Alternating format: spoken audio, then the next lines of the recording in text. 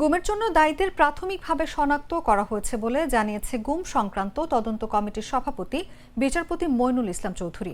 এছাড়াও রাজনৈতিক উদ্দেশ্যকেই জঙ্গিবাদ বিরোধী প্রচারণাকে ঢাল হিসেবে ব্যবহার করা হয়েছিল বলে অনুসন্ধানে উঠে এসেছে বলেও জানান তিনি।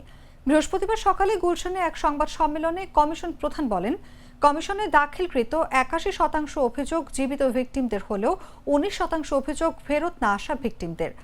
গুম থেকে ফিরে না আসা ১২ জনের বিষয়ে প্রাথমিক অনুসন্ধান সম্পন্ন হয়েছে এবং তাদের গুমের জন্য কারা দায়ী তা প্রাথমিকভাবে শনাক্ত হয়েছে। গুমের সঙ্গে র্যাব সবচেয়ে বেশি জড়িত উল্লেখ করে মইনুল ইসলাম চৌধুরী বলেন, গুমের সঙ্গে বাংলাদেশের গোয়েন্দাদের পাশাপাশি ভারতীয় গোয়েন্দা বাহিনীরও জড়িত। বাংলাদেশে যারা জড়িত তাদের বিরুদ্ধে ব্যবস্থা নেওয়া হবে।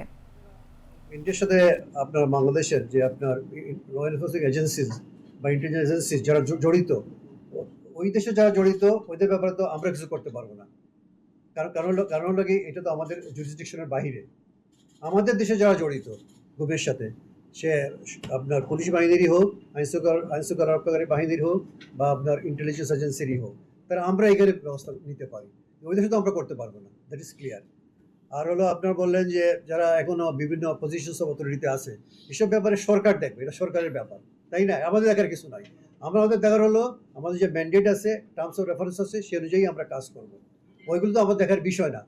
কারা আগে যারা গুমের সাথে জড়িত ছিল তারা এখনো পজিশনস অফ অথরিটিতে আছে বা আপনার বিভিন্ন আপনার পদবিতে আছে বা ক্ষমতায় আছে, তাদেরকে কি করবে বা কি করবে না সেটা সরকারের ব্যাপার, এটা আমাদের কোনো ব্যাপার না। That is none of our business.